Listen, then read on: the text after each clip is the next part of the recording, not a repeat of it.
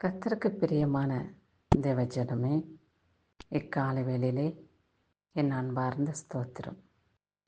வேதத்தை வாசித்து தியானிப்போம். இந்நாளை ஆசீர்வாதத்தோடு கடந்து வருவோம்.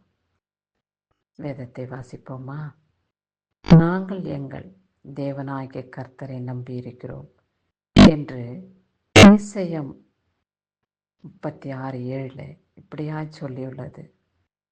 நாம் கர்த்தரை நம்பியிருக்கிறோம், அவரையே சார்ந்திருப்போம், அவருடைய ஆசீர்வாதத்துக்காக காத்திருப்போம் என்ற நம்பிக்கையோடு விசுவாசத்தோடு அவரை தேடும் பொழுது அவர் நமக்கு உதவி செய்கிற தேவனாக நம்முடைய வாழ்க்கையிலே கடந்து வருவார். உலகத்திலே நாம் பார்க்கும் பொழுது பெற்றோரை நம்பி வாழ்கிறோம், சகோதரனை நம்பி வாழ்கிறோம், புருஷனை நம்பி வாழ்கிறோம், பிறகு பிள்ளைகளை நம்பி வாழ்கிறோம். இவர்களெல்லாம் நாம் நம்பி வாழும் பொழுது பலவிதமான ஏமாற்றங்கள், பலவிதமான தோல்விகள் நம் வாழ்க்கையிலே வருவதை கடந்து வந்ததை நாம் நினைத்து பார்ப்போம். ஆமாம் என் சகோதரனே, சகோதரியே, வேத பகுதியிலே வாசிக்க தெரிந்து கொள்ளப்பட்ட பகுதி இதோ மனுஷனை நம்புவதை பார்க்கிலும் கர்த்தர் பேரில் பிரியமாயிருப்பதே நலம். பிரபுக்களை நம்புவதை பார்க்கிலும் கர்த்தர் பேரில் பிரியமாயிருப்பதே நலம் என்று சொல்லப்பட்டது.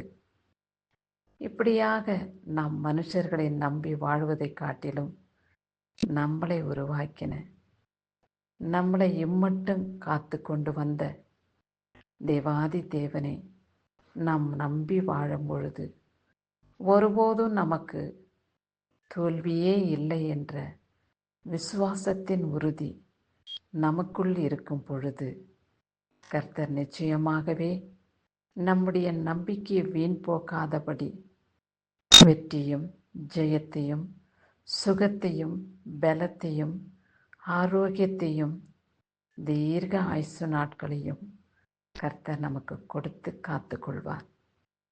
மனுஷனுக்கு முன்பாக நாம் தலைகுனிந்து நிற்காதபடி, மனுஷனுக்கு முன்பாக நாம் வெட்கப்பட்டு போகாதபடி கர்த்தர் நம் பக்கத்திலே இருந்து நம் கரங்களை பிடித்து, மகனே மகளே, திகையாதே, நான் உன்னோடு கூட இருக்கிறேன், உன்னுடைய இருதயத்தின் சிந்தனைகளை அறிந்திருக்கிறேன், நீ என்னுடையவள், நீ என்னுடையவன் என்று பேர் சொல்லி அழைக்கிற தேவனாய் இருக்கிறார். உலகத்திலே பார்க்கையிலே பலவிதமான ஆத்துமாக்கள் வாழ்ந்து வருகிறார்கள், கோடான கோடி ஜனங்கள் ஜீவிக்கிறார்கள். அவர்கள் மத்தியிலே அவர் நம்மை தெரிந்து கொண்டார் என்ற மனமகிழ்ச்சியோடு நாம் இந்த நாளை கடந்து வருவோம். நாம் இயேசுவுக்கு சொந்தமானவர்கள், நம்மளை உருவாக்கின கர்த்தருக்கு நாம் சொந்தமானவர்கள் என்று ஒரு நம்பிக்கையின் விசுவாசம் நம் மனதிலே பதிந்து கொள்ளும் பொழுது கர்த்தர் கைவிடவே மாட்டார். எந்த சூழ்நிலையிலேயும் நாம் ஏமாற்றம் அடையாதபடி கர்த்தர் நம்மை மகிமையாய் காத்துக்கொள்வார். அநாதி சிநேகத்தால் கர்த்தர் நம்மை தெரிந்து கொண்டு ஆசீர்வதித்து நம்மளை சிநேகித்து வழிநடத்துவார். கிறிஸ்துவுக்கே சதா காலங்களிலும் சாட்சியாக நாம் வாழ்ந்திட அவருக்கு முன்பாக நாம் பிள்ளைகளாக நியமிக்கப்பட்டிருப்போம்.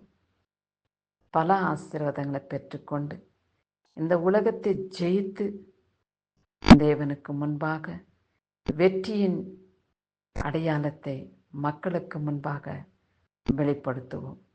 பிறர் ஆச்சரியப்படக்கூடிய அளவுக்கு கர்த்தர் நம்மை வழிநடத்துவார், மகிமைப்படுத்துவார். கிறிஸ்துவுக்கே சதா காலங்களிலும் ஸ்தோத்திரமும் துதியும் செலுத்தும் பொழுது உங்களை மேன்மைப்படுத்த அவர் வல்லவராயிருக்கிறார். ஆமேன். இயேசுவின் நாமத்தினாலே